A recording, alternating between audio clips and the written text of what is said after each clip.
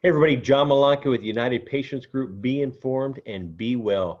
This segment is brought to you by Aspen Green. Aspen Green is just a handful of USDA certified organic hemp and CBD brands, and all of its hemp is grown from the perfect topography and climate found in Colorado. Check out why purity matters at aspengreen.com and follow them on social channels at Aspen Green CBD. Use promo code UPGCBD for 20% off. Welcome back, everybody. This is John Malanka with United Patients Group. Be informed and be well. This topic today and our special guest, this topic comes up for some reason, Chelsea. It's a taboo topic, and I don't know why people are always shy to talk about it. But it's how can I? This one comes in all the time. How can I improve my sex life, physically, emotionally, and spiritually? And we have an expert today speaking on this exact topic, Chelsea Cebara. How are you doing, Chelsea? Hi, John. I'm doing absolutely great. Thank you for having me. I am a real evangelist for cannabis's ability to enhance all of those dimensions that you mentioned, and particularly it has a unique power, I think, to address that stigma and that shame, that internal shame that does make it hard to talk about because of its own stigmatized nature. So I'll talk about that a little bit, but yeah, it's my favorite thing in the world to discuss. So very happy to be here. Well, this is the first for this topic on United Patients Group, talking in this, I guess publicly. We've written articles on it, but not publicly spoke about this, but it always comes in. So let me read your impressive bio first off, and we'll go from there. So Chelsea Cebara, she's been helping humans effectively and mindfully combine sex and cannabis since 2010 as a professional sex educator, product developer, and medically certified cannabis consultant. She is proud to have developed the first water-based barrier-compatible THC lubricant, Velvet Swing, which we'll talk about that. Ms. Cebara has been featured in numerous publications such as Forbes, Cosmopolitan, and Dope Magazine. Was named one of Medical Marijuana's Ventures Top 40 Under 40 in 2008, and has been featured speaker at the prominent industry conference such as Women Grow, which we've spoken at. She recently founded Cebara Consulting and continues to teach her high-demand sex and cannabis workshops and speaks nationally on the intersection of cannabis with sex, kink, and consent culture, which is really important. So welcome, Chelsea. So this one comes up, how can I make sex better for me? I have a lot of friends. We were talking before we got on camera here. I had an incredible relationship with my wife. And for our viewers, I think everyone has known, Corinne passed away from pancreatic cancer, but that was something with communication. We had that in all forms of our life. And a friend of mine who's been married for 25, 26 years. I've actually quite a few of my friends, their relationship is just a husband and wife, but no more so as roommates right now. And it's really important to have that. And I remind them all the time after, especially losing my wife, to remind my friends, have these conversations, with your spouse, with your partner. It's so important. And so, can you talk about forging this connection, not only with eye gazing, communication, breathing, touching, holding, but why would someone want to use cannabis to enhance sex? And what does it actually do? Because this topic comes in from the I'll say youth, but the young adults who call us, up to the 80, 90-year-olds when we speak at retirement communities. Mm-hmm. Does this work for this? And so can you talk about that, please? Yeah. Well, both cannabis and sex tend to occupy this demographic free zone, right? It does not follow the rules. And everyone at every level of life, at every intersection is interested in some capacity, right? And so this is actually a really great lead into what I like to say about the dual stigmatization of cannabis and sexuality that unfortunately both exists in our Western American culture right now. The way that the stigma has developed is slightly different, but the way that stigma operates psychologically is very similar. And in this case, the thing that cannabis can do, especially now when it's really coming to the forefront of the national conversation, is it can open the door to a conversation about sexuality.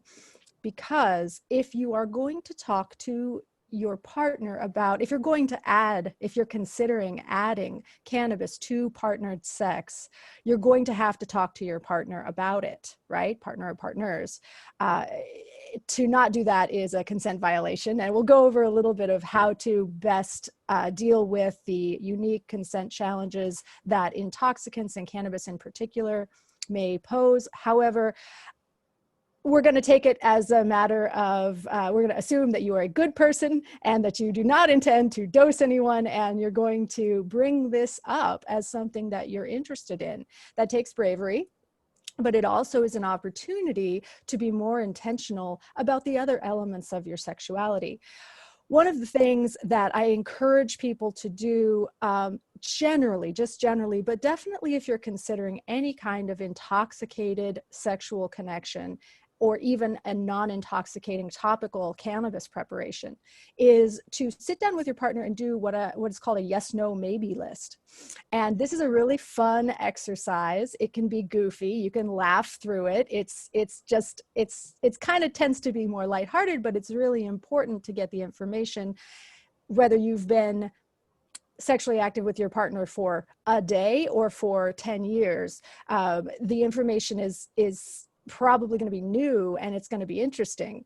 So these exist online. You can go online and you can just download a template, or you can make your own. And basically you're listing every possible sexual activity that you can think of, from masturbation to necrophilia. Like, you're listing everything that you can possibly think of that people might do. And then you're going to say whether this is something you're always into, a yes, something that you could be into or you're interested in under the right circumstances, which is a maybe, or something you're absolutely never going to do, right? And I think we can imagine what goes in that column. But and then you can also distinguish between, a fantasy of a thing, right? Or the actual doing of it. So you have a fantasy of a threesome maybe, but you don't really want to have a threesome, right? That kind of stuff. This exercise is a hoot. It gets a lot of the weird feelings out, and it has the ability of outsourcing responsibility for posing the question. So you don't have to say, hey, I'm curious about bondage. You can just say, bondage is on the list.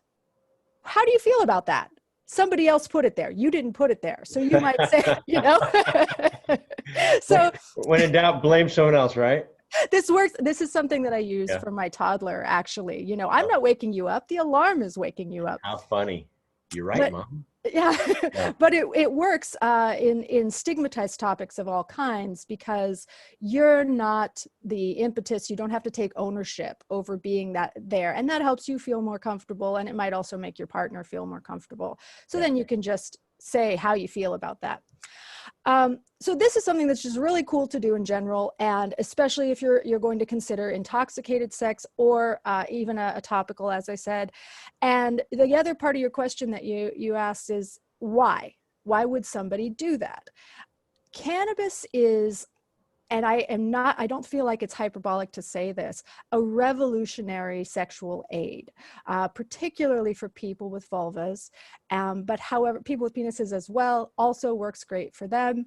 The reason that it can be so effective at enhancing sexual response, and I do want to put a blanket disclaimer, I'm sure you have one for the show over this. Nothing I'm saying is medical advice. This is all personal opinion and anecdote, I have to say. But I do throw those disclaimers out there. Okay, so cool, good. This is for education, informational purposes only. Right. This does not replace a one-on-one with your counselor, your psychologist, or your doctor. Yep. So perfect. Chelsea Cebara, please. little CYA there. Yeah. Yeah. There you go. Yeah. So yeah, the reason that I believe, and we don't have really fully developed research on this because of that dual stigmatization you're talking about. you know, not only are you researching cannabis, but you're researching sex and cannabis? No way. You're not going to get the funding for that. You're going to have a hard time getting it past IRB. So what we know is cobbled together from other studies. And we know that cannabis is what's called a peripheral vasodilator, which just means that it enhances blood flow at the periphery in the smallest blood vessels in your body, the capillaries at the end of, you know, your fingertips and things like that. The reason that this is relevant sexually is because that dense vasculature that happens in the genitals and the key role, the major role that blood flow plays in sexual response. So obviously people are thinking of erectile tissue and the way that blood flow causes rigidity there, but I'm actually talking about it's pulled back from that a little bit. We're not talking Viagra here. This is about sensitivity, and it mimics the body's natural arousal response in a way that doesn't feel foreign. It doesn't feel like a warming lube or something, which is always weird. I like, this is, you know, a strange sensation. This is a very natural sensation. And that kind of creates, although cannabis itself is not an aphrodisiac most of the time, what it kind of creates is this feedback loop. So your body begins responding, your brain gets on board, that in turn. Well, that's a huge part that people come to us a lot of times, you know, the power of intention. So you're talking about intentions, and one, I want to go back to your consent. So I thank you for putting that in, and I know that is very important. You know, you don't want to have the date rape drugs that you're hearing about, and people automatically put everything in the same basket. So thank you for pointing that out. But back to the brain portion, you know, it is pretty much the biggest sex organ in our body. It is. And but the heart is the machine that drives it. And so we have a lot of patients, I should say patients, people that call us and say, help, you know, about dysfunction. And so can you talk about that? I knew you were going there, but, you know, of bringing two people together, and one may have dysfunction and need an extra boost. That's the word I was looking for. So, yeah, certainly. Cannabis can help with sexual dysfunction pretty broadly, because a lot of the things that it does happen to address causes of sexual dysfunction. And so I'm going to name some specific things that people often will use cannabis for. If you are someone with a vulva, common concerns is pain with penetration, uncomfortable tension, vaginismus. You can have PTSD or traumatic response to being touched. And that sort of thing is more in the brain than in the body. But cannabis' ability to decrease anxiety and relax is often helpful with that. I want to quickly note here that there's a topical application and there's the systemic inhaled or edible application, and these are going to be appropriate for different uses here. But there's also just difficulty getting things going, right? You might be mentally on board, but your body's not responding. And we see this a lot in peri or postmenopausal people, or also those who have undergone chemo, which may be particularly relevant. There's some sexual changes that are common during and after chemo. And the ability of cannabis to kickstart that physiological response, I think, is very useful. Many cannabinoids, if not all cannabinoids, are anti-inflammatory, and therefore can decrease the kind of micro tears that can happen with, you know, even gentle penetrative sex. So we have a decrease in pelvic muscular tension, pelvic floor tension that can be the result of unconscious tightening from trauma. We have a decrease in inflammation. We have increased blood flow, increased lubrication as a result of that blood flow, decreased anxiety. And if you are someone who has a penis, then you may find that it enhances your ability to become erect. Now, again, I want to really stop short of saying Viagra, because there's a lot of bad marketing out there that says it's an herbal Viagra and blah, blah, blah, but it's not. I just want to put a full stop to that. That's not the degree we're talking here. But all of the structures in vaginas, and also, what we would traditionally call female anatomy, though I try very hard not to use that term. It's all analogous, right? So the clitoris is the glands of the penis. It's the same tissue. It just develops differently from the time that you're an embryo. So everything that works for a person with a vulva is going to also work for a person with a penis, but the application will be a little different. The dosage is a little different, and you can expect somewhat more muted results in my experience. Typically, people with vulvas get 100% of the effects. A person with a penis might expect 70 to 80% of that. Gotcha. Well put there. You mentioned anxiety. We're in the world right now. I mean, everybody, not just here in America, but globally, everyone's under stress, anxiety, depression, daily stress from work, from not being able to see families, touching. I mean, will dating ever be the same? I hope not. I mean, really, yeah, okay. Because it wasn't going so great. Gotcha.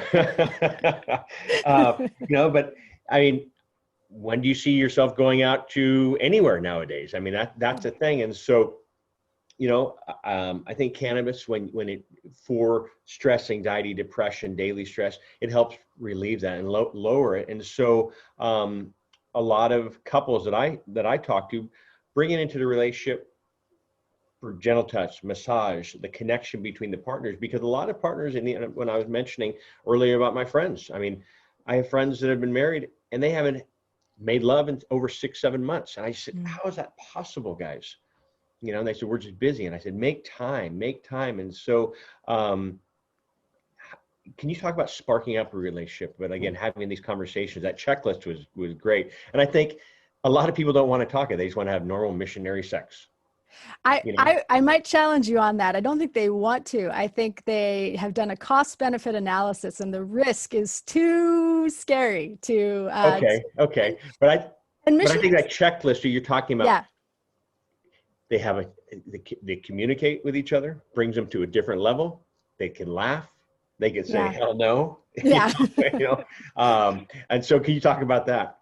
Yeah, absolutely. The conversation starting, I think, is not only one of the things that cannabis is well suited for, but also the hardest part of a lot of these things. One of my colleagues, Reed McCallow, has this way of like, if you are somebody who's not naturally at ease with sexuality, one of the ways that he would recommend to bring up maybe a scary topic is, I have an idea, or I had an idea, right? But while there's all these different ways that you can, once you've decided that you want to bring something up, that you can help make it easier to do. And I promise, once you get started having the conversation, it's already so much easier. Starting it is the hardest part, and finding the right place to start is the hardest part. Hell, even if you both like to consume together, having a very light amount that you share of cannabis, and then in order to be in the right headspace to have the conversation and to feel less inhibited, can be an excellent choice. If that's something that is pre-existing in your relationship and normal in your relationship, probably don't start off that way. But the question behind the question, and what's going on with your friends, and even me, I'm like one of the horniest people that you're going to meet, and I'm struggling with my libido in this context. Everybody is struggling in this really weird context where we're around each other kind of a lot, but the interest and the dynamism can feel muted, or we can feel out of touch with that. So the first step on this is you have to want to have that conversation. You have to want it badly enough to do it, whatever that is, whatever that line is for you, where you're over the hump, pun intended, I guess, to to bring up the topic with your partner. And that is just a matter of saying to yourself, sexual fulfillment is normal, is a normal thing to desire. It's a natural thing to desire. I am not weird or bad. I shouldn't feel ashamed. My fantasies aren't strange. I guarantee you guys, your fantasies are not strange. I've seen a lot of fantasies, and let me tell you, pretty much whatever you're thinking is pretty normal. Even if you think you're really weird, I promise you're not that weird. So the getting over that sense of it not being important, or not important enough to bring up, or not important to bring up right now under these circumstances, I would say it's very important. And there is a whole new side of yourself, a whole new world of fulfillment that exists just on the other side of that gate of shame and inhibition, where you're doing something that is completely okay to do and also profoundly satisfying. So you just have to make that call that this is important and that's okay. It is okay. What is the history about this? Because a lot of other topics, it goes back to the history of how cannabis was brought into, it's been around for thousands of years. And so do you have any history of cannabis and sex? Oh yeah, absolutely. It's pretty intricate, and the stigma that is attached to sexuality reaches back pretty far, but not in a uniform way across all cultures. So it is in some ways difficult to get hard proof of how it has been used. Yeah. But I'll tell you one thing. Anytime human beings have found a mind-altering substance, the next thing they did was apply it to sex. Guaranteed. That happened right away. So the chances that the intoxicating effects of cannabis were discovered, and that, between 3 and 5 days later is probably the first time it was used to enhance sex, is very slim. I mean, that's what we do as human beings. Now, in terms of actual evidence that we have that cannabis is being used, we've got, starting in ancient Egypt, some recent, actually here, let me pull it up. I happen to have it here. So you have about 4,000 years ago in ancient Mesopotamia and Egypt, you have gynecological use of cannabinoids. And these are often in childbirth. It's actually used to help the pain of childbirth for a very, very, very long time. Anything that is kind of spastic pain, it seems to show up as a treatment for. You have the use through Africa. There's some evidence there that it was used. Oh, hold on, I got to bring up my screen again here. There was some evidence that it was used there topically, and we can talk about the effects of whether we're talking about a medical use or a sexual enhancement use, and that line gets really blurry, right? Using it for cramps, and which we might solidly consider in the medical side of things, or using it to address issues of physical sexual response or dysfunction happening. At what point are we in that, one or the other? And I kind of feel like it's almost guaranteed that the pleasure enhancing effects were taking place alongside of these medical effects, right? And they use it, I think one of the queens throughout history use it for menstrual cramps.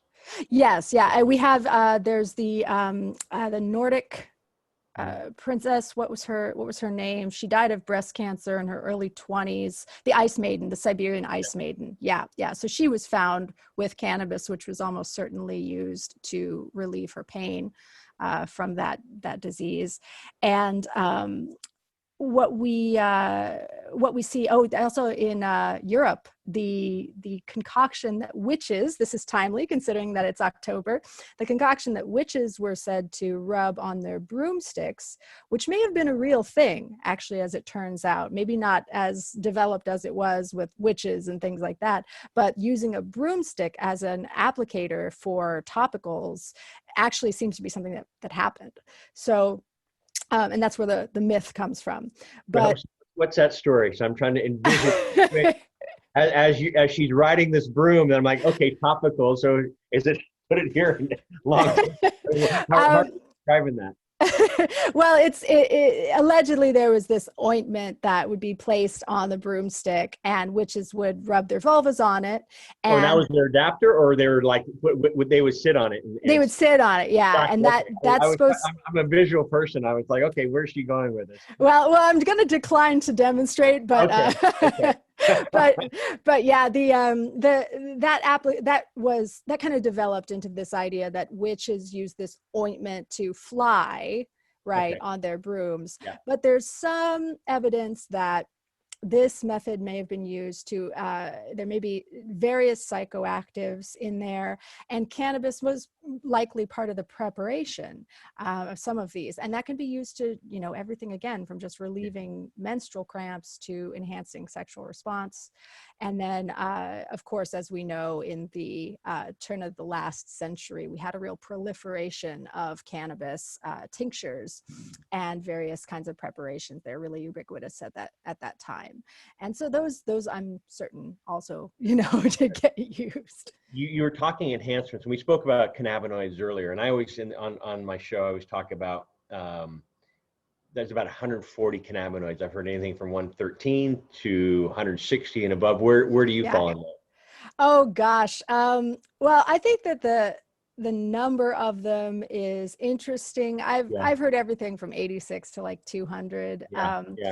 But what I found really interesting about it is that most of them are analogous in some way. So what we're really interested in are those cannabinoids that have some kind of unique action that is set them apart from a lot of their cohorts. And we do see that with a number of different cannabinoids. Now, with regard to sexuality, this is an area that's deeply under-researched, right? Like, we can postulate based on other research what these things might do for sexuality, but we badly need that actual study, and I'm trying to get it done. I'm in the process of. Well, there's quite a few. You've worked with a couple in the others in the industry that I have known for years as well, and so one being a doctor, Dr. Tischler. Love him. Yeah. You've been on a board with him. He's been on the show as well too, and so. Since there's a big CBD boom right now, everyone thinks CBD, which is good and bad because I don't want people to be afraid of THC, and that's the thing that your little toddler, you gonna bring him? I was looking for my glass of water, which I left in the other room. We're good. Thank you. I'll share with you. Much appreciate it. Show off. So with the boom of CBD, of course, I don't want people to be afraid of THC, and so does CBD work as well as THC does for sexual enhancement? Short answer, no. Okay. Long answer, strap in. Here's a long answer because I have feelings about this. So it's really unfortunate that CBD has come to dominate the cannabinoid marketplace the way that it has. And the reason for that is really appropriate to the topic that we're discussing because CBD is what I call a promiscuous cannabinoid, meaning it has weak action at a large number of receptor sites. It is slutty and it's out there doing one-night stands with these receptors, right? So because of that weak action, it is one of the worst cannabinoids to use in isolation. And what do we have in our current marketplace? Exactly that, the dominance of isolated CBD products. The only way to overcome that weak action in a CBD product in order to make it effective is to crank the dosage very, very high. And that comes with its own set of side effects. And CBD is not harmless. Just because it is not psychoactive, it actually has a number of drug interactions that people should really be wary of. If you're taking low doses, probably not something to worry about. But if you are taking these high medically active doses, it's contraindicated with every drug that grapefruit juice is. Yeah. So if you wouldn't, right? So if you wouldn't have grapefruit juice with a medication, you shouldn't be taking high doses of CBD with it either.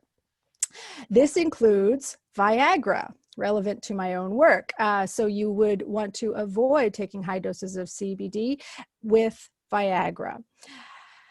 CBD is a great cannabinoid. I do not dislike CBD. The problem is that it really shouldn't be used alone. THC is really your powerhouse when it comes to the sexuality, sex enhancing effects of cannabis, the things that people are going for, that enhanced blood flow, sensitivity, and enhanced, actually, I forgot to mention this earlier, but it's kind of one of the coolest parts, enhanced orgasmic response. So you are more likely to have an orgasm. That orgasm is more likely to be stronger. And if you are someone who is potentially multiply orgasmic, you are more likely to have that effect as a result of using cannabis as well.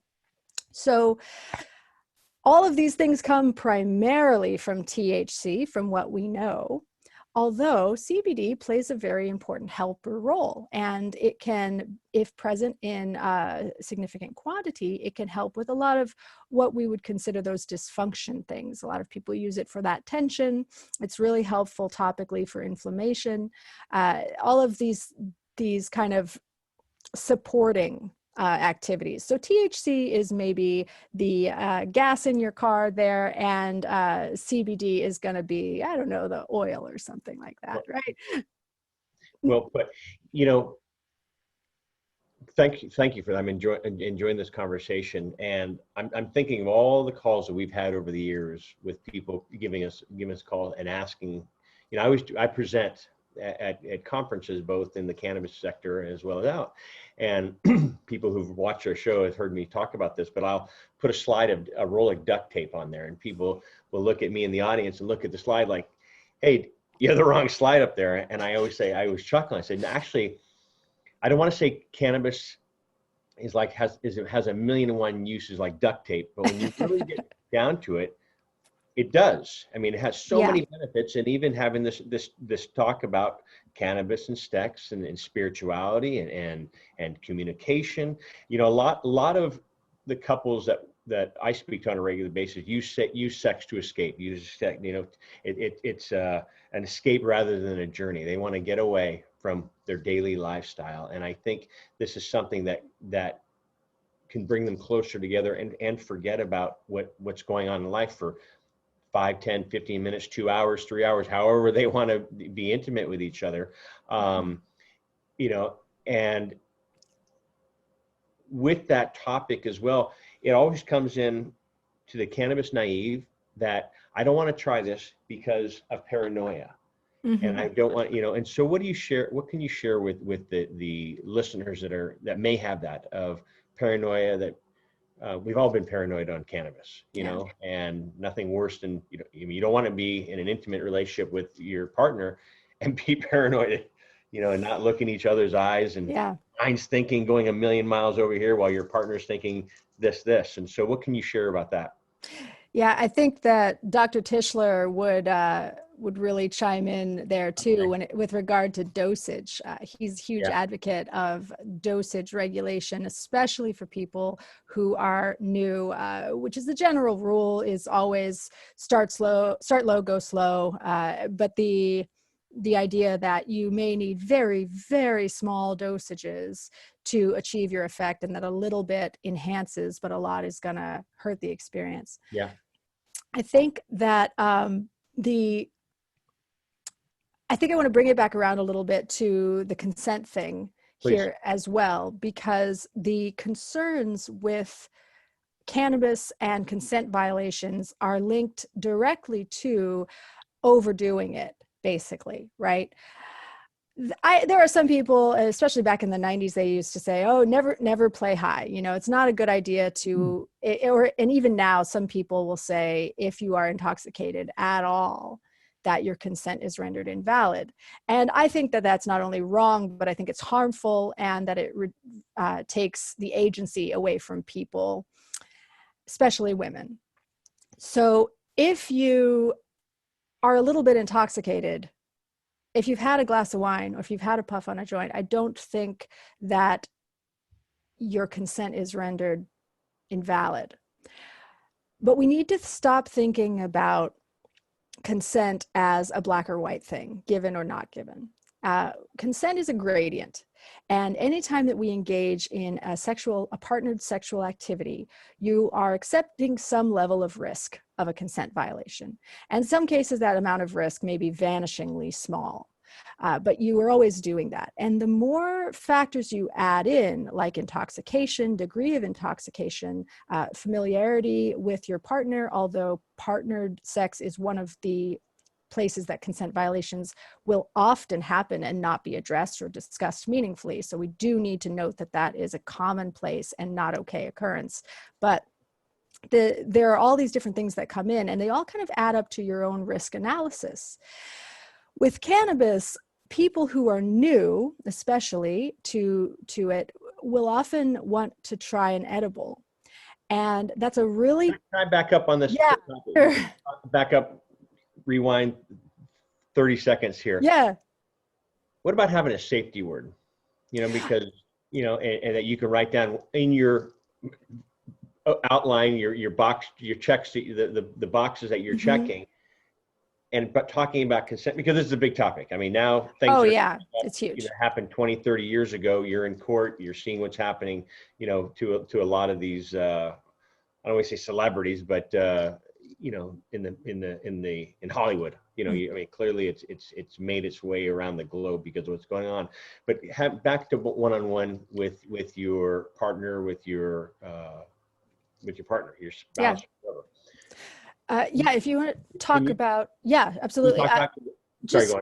Some basic consent practices that are good to do for any kind of sexual encounter are, I can go through some of those really quick, and then just imagine increasing the importance of doing this if you are in an intoxicated situation or you're planning an intoxicated situation. I often say the antidote to risk is intentionality. So any amount you're always taking on risk, but the only way that you can decrease that is to set out to only do what you're going to do on purpose, And if you're doing that yes, no, maybe list, don't take anything from the maybe column if you're high, keep it in the yes column, right? Try to make sure that the person that you are with is someone who you understand and have some kind of set of nonverbal communications. Beyond that, safe words are great. It is wonderful to have a safe word, something that you can do when you have reached the not okay point. But ideally, you want there to be a lot of levels before you get to not okay. You want a lot of different ways to redirect what's going on before you hit not okay. And you can do that through nonverbal, simple, ways to redirect your partner's body. You can do it through hand squeezes. In the kink world, there is, very real and frequent situation where you can't talk. So what are you going to do? Maybe you can use hand signals. 1 means yes, 2 means no, squeezes, something like that. The person you are with is also then under a greater burden of responsibility to check in with you more frequently. Consent is a two-way process, and people say how dry it must be to engage with consent practices. So they're picturing a sexual interaction where somebody. Is this okay? I like to check the checking in thing. I mean, it makes sense. People think of that as an unsexy process, and I want to deeply challenge that notion because every time, stop thinking of it as a consent check-in, but think of it as dirty talk. Okay. So every time, how blue can I get on this podcast? Bring it on, Chelsea. We're gonna So, we're gonna open some eyes and ears, and people. I don't want people to be shy about this. I'm holding back. And there's no, and even though I live in this world, I blush very easily. yeah, so do I. Thank you, Celtic So background. I'm glad you said that because I'm right there, and there are a couple of questions that I've held back, and maybe you'll see this on the playback of like, no, I can't go there. But well, I always try to bring it keep on. I mean, it. this is what this is about. I want it to be free talking. You were talking about. I wasn't thinking about not being able to talk because of the kinks thing. Yeah. So if somebody has a okay, that's yeah. So go on. But kinksters really lead the way in this way, because if you're going to do something that's more risky, as power play is, right, you had better be more intentional with it. And so the code, the yes, no, maybe list, that comes from the kink community. This codification of consent practices really comes from those who are operating at the fringes and have a deep incentive to make sure that what they're doing is consensual. So when it comes to a consent check-in, if you're somebody that wants to check in, don't think of it as asking permission. Think of it as saying what you want to do. I want to slam you up against this wall and fuck you till you're sore. What would you like that? You can't say that on my show. I can't? No, you can't. So if you're going to say that, yeah, just follow it up with, would you like that? Or you'd like that, wouldn't you? That is a consent inquiry. It's hot and it's a consent inquiry, right? Yeah. This is what I try to get home to people is this is not a dry process. This is not a sterile process. This is a process of making sex better by making sure in as many ways as possible that your partner is really, really into it.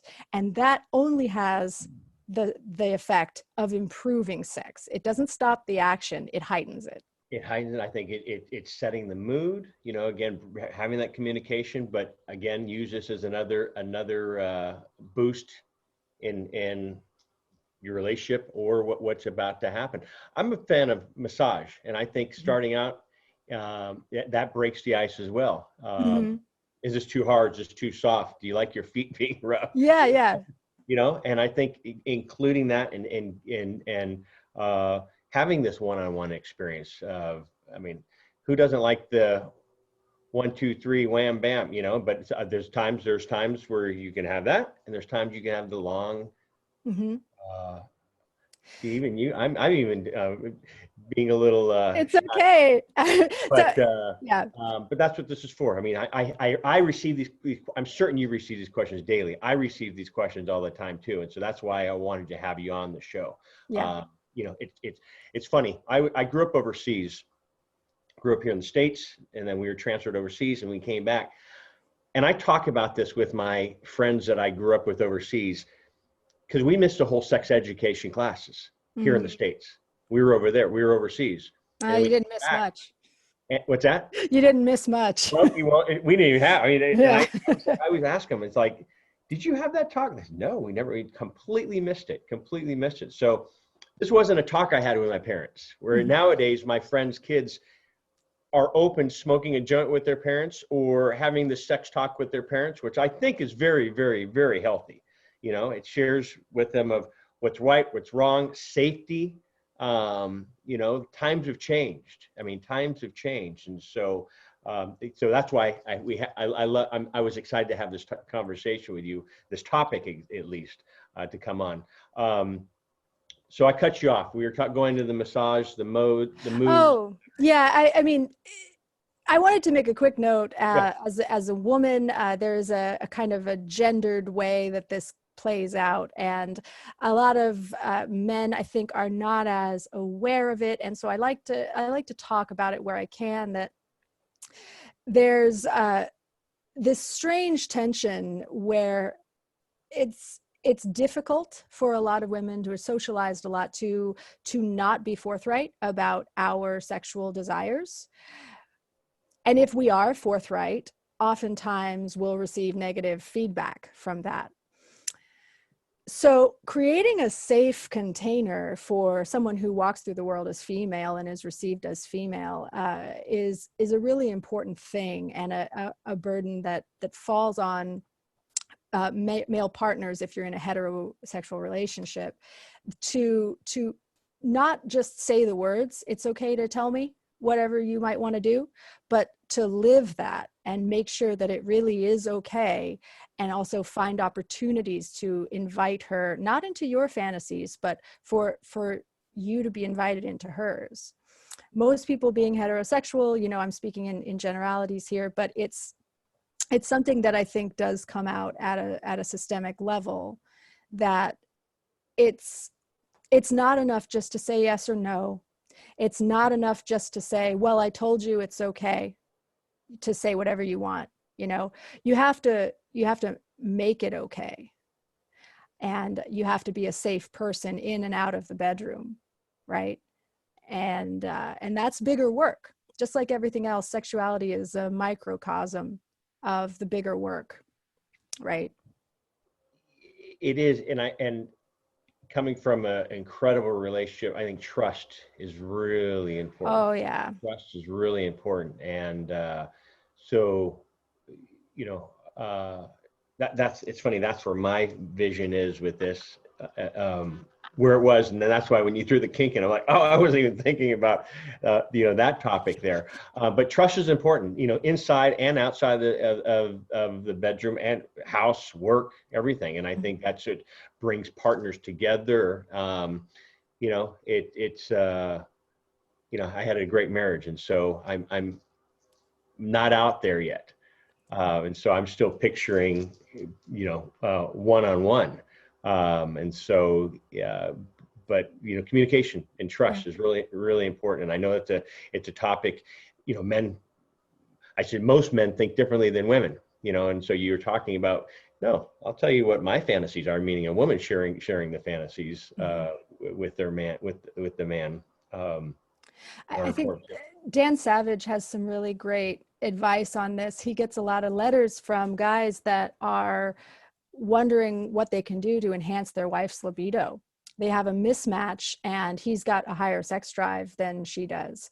Dan's response is, think about what her day is. When's the last time you did the dishes? When's the last time you got the kids out the door? When's the last time? It's not that she's not interested most of the time, it's that she's tired, because women bear a very unfair proportion of household and emotional labor in heterosexual partnerships.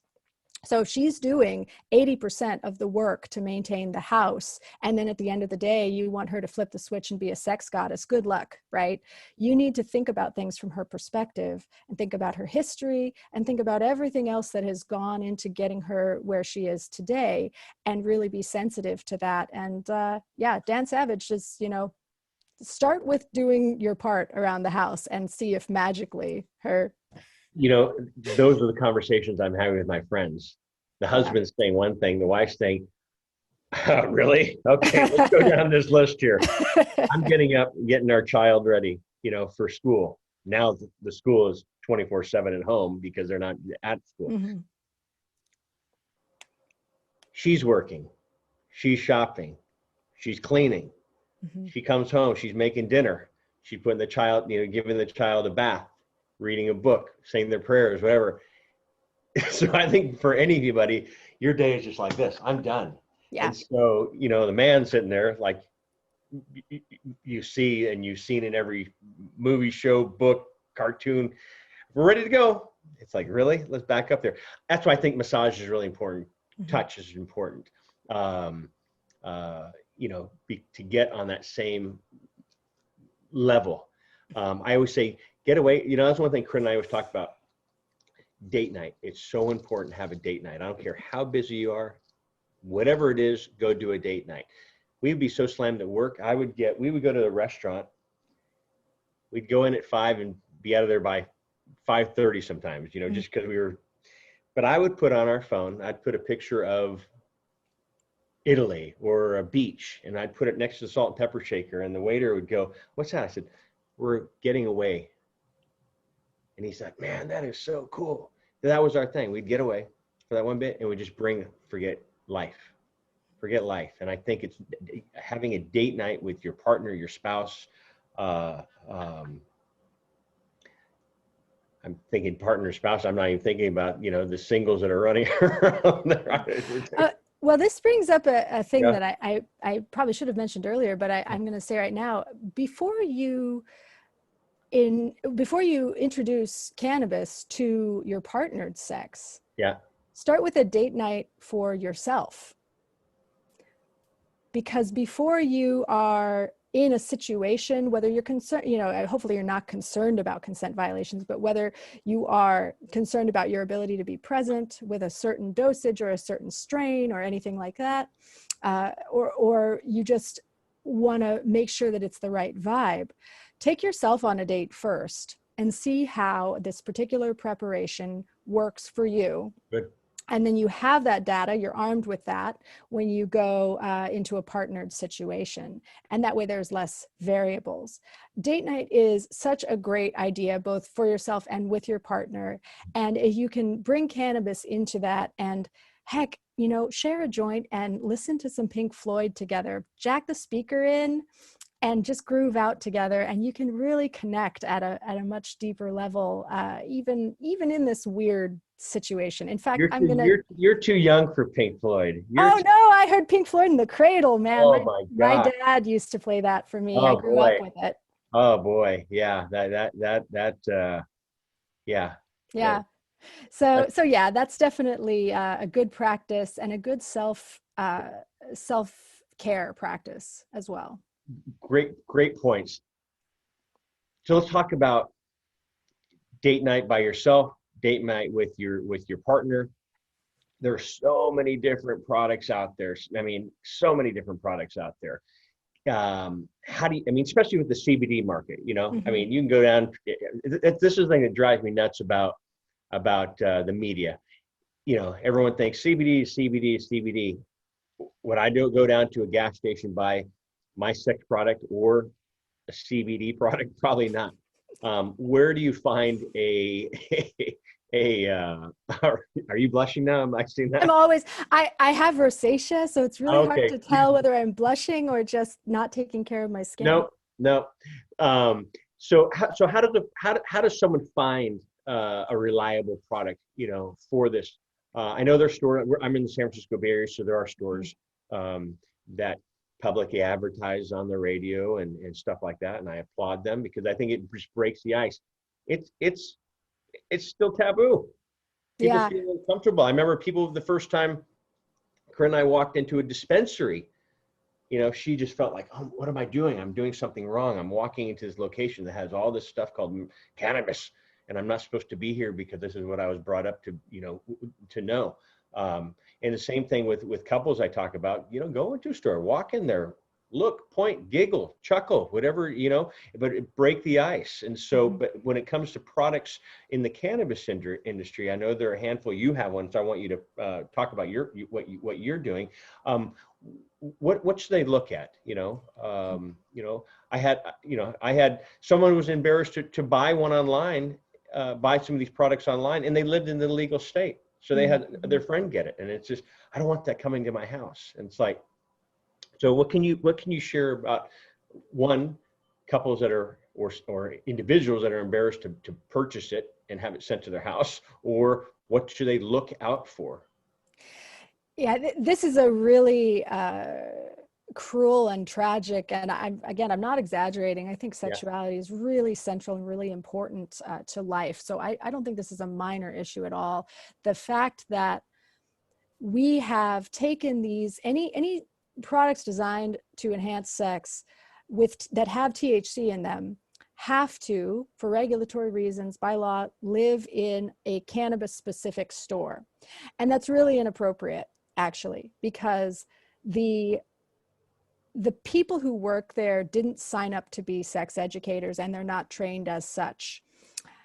And the people who are going in there, you don't want to ask for lube next to, from somebody that looks like your grandpa and standing next to somebody that looks like your son. This is why we have sex specific stores, because when you go into one of these shops, and thank goodness now we have a lot of good options. We have Babeland and Good Vibrations, which are now actually merged. You have a lot of these great shops where the people that work there, you can comfortably ask them. They do this all day long. It's fine, you know. Whereas in a shop, you don't know who you're going to talk to. In a pot shop, you don't know who you're going to talk to, and You're talking at a dispensary, right? At a dispensary, yeah. Up in Washington, we say pot shop, but pot shop. Well, yeah. I mean, but even down here, but that's the thing. Even with that's why even with dispensaries, I always recommend having a doctor involved for whatever product, because chances are whoever's in the dispensary, like you're saying, they're not a sex expert. They're not a cannabis expert. They don't know if you have diabetes and you're on other medications, or you are taking Viagra. There are drug to drug interactions. And so, but for what you're talking about, the stores and obtaining these sexual products, talk to somebody that knows about this, right? Well, I wish that I could confidently give that advice, actually. The problem is the chances of you finding a doctor that is educated in these two areas is very slim. There are, 4 or 5 people that are really specialists in this area, and Dr. Tischler is one of them, which is how our paths came to cross. There are very few people who are standing in the middle of this Venn diagram, and that's actually how I got started in the industry in the first place. Is I was intending on being a sex educator. That was my job. I was going to do that. I graduated into the recession in 2005, and so it was building that business, and I was working at my friend's pot shop. Like that was what I was doing, right? And then I see these products come in, and this is actually 2011. That have these terrible names, and they contain ingredients like glycerin, which is food for the bad actors in the vaginal biome. They've got propylene glycol or other glycols, which are endocrine disruptors. And these are things that really don't belong in a vagina. And so I'm noticing that there's these people who know a lot about weed, and then there's people who know a lot about sex and sexual product development. And there's very few people who live in both of those worlds. And that's why I decided to step into that role. And there's a few other people who have done the same thing. So unfortunately, while I'd like to say, talk to your doctor's not likely to be educated on both of these things. Talk to, you can give me a call and I'll do a consultation, or you can talk to Dr. Tischler. You can visit our Sex and Cannabis Specialist Association, which is just sexandcannabis.com, and you can get some basic knowledge there. And if you have any questions, we're happy to field them.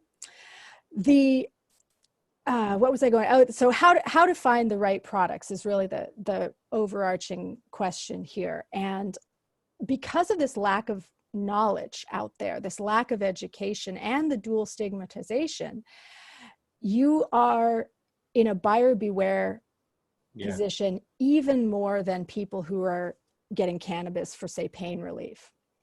You're really in this spot where you have to be hyper vigilant about what the ingredients are. You have to know what ingredients to avoid. And we do have an article on the sexandcannabis.com website where you can read what ingredients to avoid.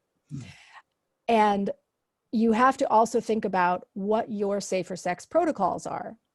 If you are someone that is using any kind of barrier, whether it's latex, nitrile, polyisoprene, or even polyurethane. They used to say polyurethane was safe, but those are Trojan Supras.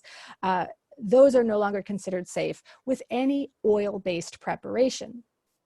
This becomes a problem because cannabinoids are most often extracted into oil, right? Almost everything out there is going to be oil-based in one way or another. That can be fine if you're not using barriers. There are some drawbacks, though, particularly for people with vaginas. You may find that oils don't work for you for any number of reasons. The type of oil that is used is relevant. You don't want an oil that has too high a wax content that can create areas for bacteria and yeast to thrive and lead to infections. Even cleaner oils are not compatible with some people's biome. Some people find the smell off-putting, the cannabis herbaceous smell. Some people don't find pleasant in a sexy context. Sometimes they don't like the staining. You have nice lingerie. You don't want to have oil-based stuff staining.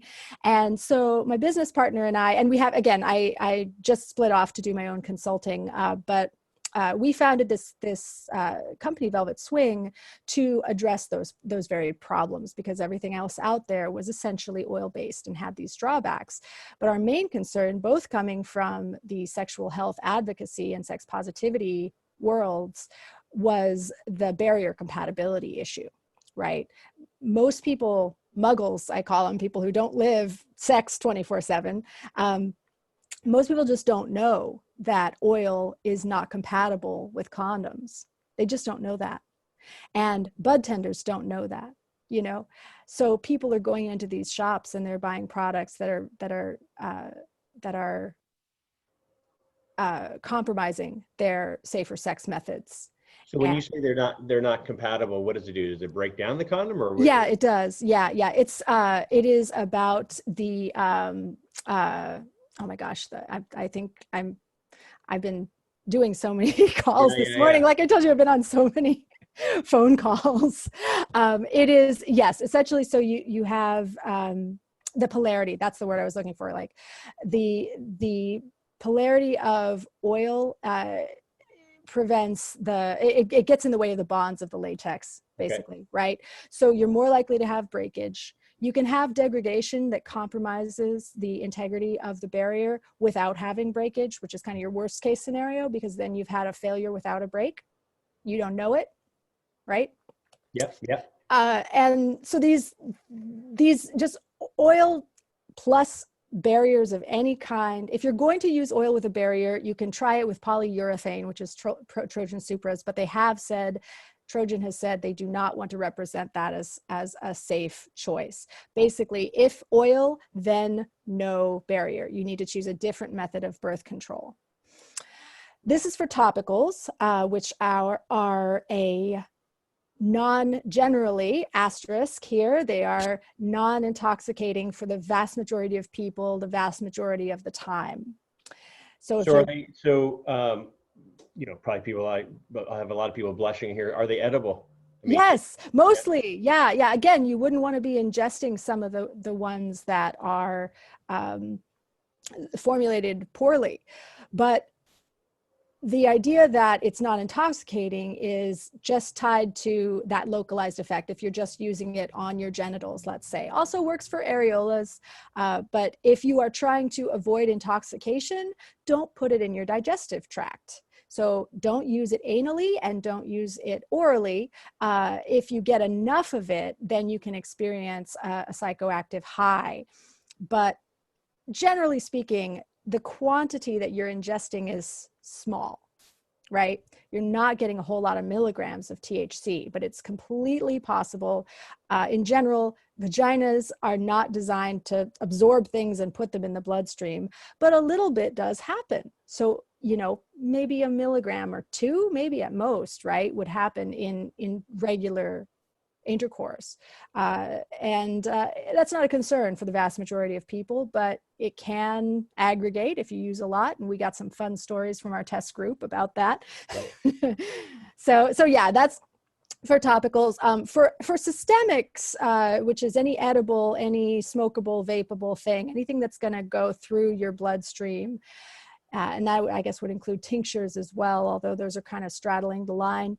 So do you have a whole product line, or do you? No, well, there's two products in Washington. Okay. Velvet Swing is the topical that we developed that is the first THC water-based topical. So not available in all 50 states. So basically, if you're absolutely not. You have to be up in Washington to get or California. Our California distribution has decreased. The Sacramento area, the San Francisco area is kind of your best bet to get it there. Very well distributed. They have it at Good Vibrations. So that was the store I was talking about. Nope, because it has THC. This is the problem. Oh, excuse me. That's what you're saying. Right? Yeah, exactly. You're going into a dispensary. Yeah, you have to, right? Yeah. And you can get these CBD versions. You can make it at home even, and it's a pretty similar infusion process to making any other kind of infused oil, but then you're dealing with oil. So the water-based thing is actually a very tricky complicated development process. We did a lot of work to ensure that it is not going to compromise barriers, as that was our main thing, but it's not easy. And so finding a water-based version is difficult. And so we wanted to provide that if you're in Washington. Yeah. Does this is a question that, again, just popped in my head right now. Does it show up on a drug test? Yes, generally, no. If you have one interaction with it, no, probably not. But again, it's about how much, as long as you're not ingesting it. Let's assume heterosexual. But you're talking rectally, because it rectally comes up with suppositories in the industry, and a lot of doctors, it's literally on the fence. We did an article, is the posterior superior for rectal suppositories. Yeah. We got a lot of shit, but we had a lot of people that got really pissed off at us for saying, it's impossible, it doesn't break the blood-brain barrier, stuff like that. I've seen it work on patients that are cancer patients. Yeah. And if something told me or my wife that eating a pen would work, you better believe I'm going to eat it. And so I don't want to ever take any hope away from anybody that has an issue, just because. And so that's why I was asking about that. What you're doing. I know I was at the hour, and I apologize. So if you want to, in closing, if we finish that, and then we can do it in closing. But I do want to plug your business. No, there's a couple. Well, I have, as I said, I have separated with them. My business now is Cebara Consulting. Okay, cool. Cebara, and you can Google that, and or you can go to chelseacebara.com. Again, Cebara is how my last name is spelled. And I am looking for work right now, so let me know if you want to collaborate. We'll keep you busy. Yay. And so rectally, we're talking about dense vasculature here in the rectum and anywhere else. So anywhere that you have that dense blood vessel, you're getting a little bit of absorption. And so that, and the only other thing that I just really like to say, I think we covered everything else, is any time that you are using these topical products, I want to try to discourage people thinking of them as lubes. People call them, weird, that was a wind gust, that was strange. People, they're marketing, they're called lubes a lot of times. And while they are slick and lubey, I really want to drive home the point that you do not use them for lubrication. They are topicals. So this is something that you want to apply and allow to soak in.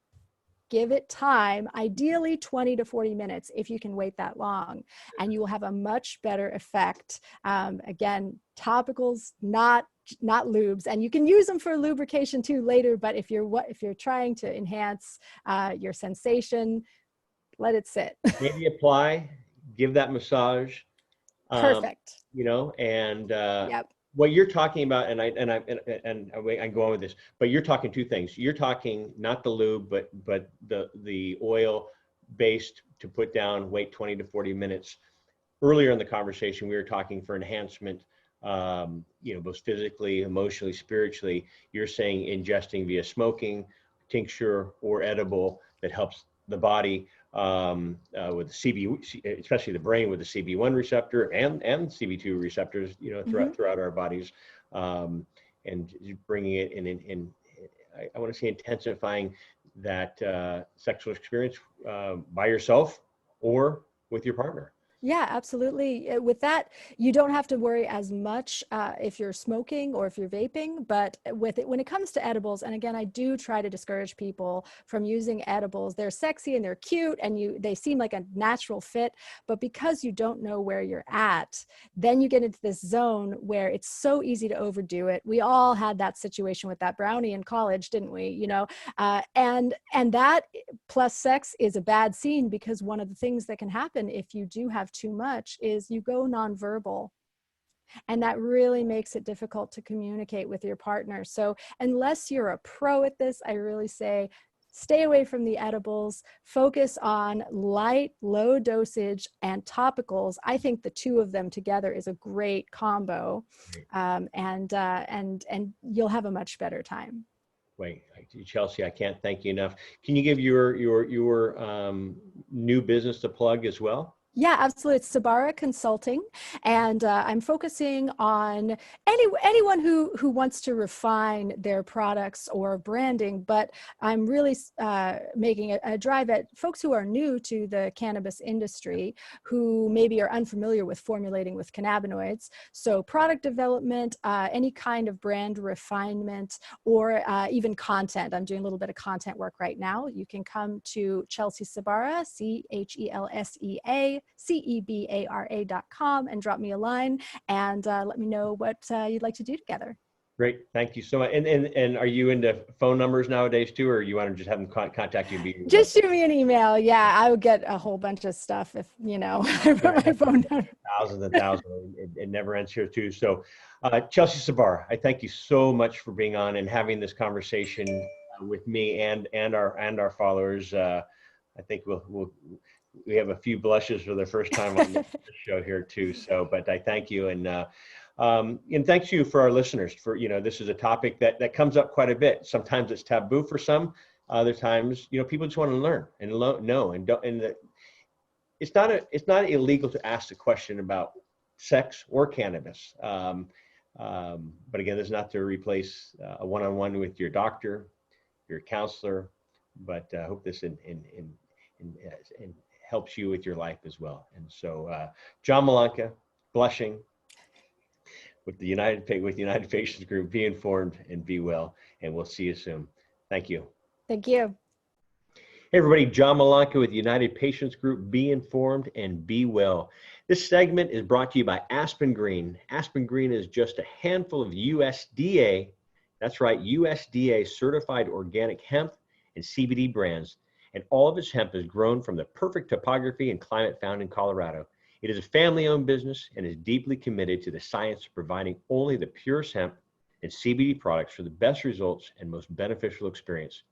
Its mission is to bring the therapeutic value of pure, organic hemp and CBD to people who seek supplemental relief through the use of healthy, natural products. Aspen Green is free from toxins and runs up to 8 different lab tests from bona fide third-party labs throughout its product line. It holds in high regard 3 foundational principles that guide every aspect of their business, actions, and interactions with their customers, partners, as well as their community. These are quality, integrity, and transparency. These will always remain at the hearts of their efforts to bring their beneficial products to consumers. Check out why purity matters at aspengreen.com and follow them on social channels at Aspen Green CBD. Use promo code UPGCBD for 20% off. Again, UPGCBD for 20% off at aspengreen.com.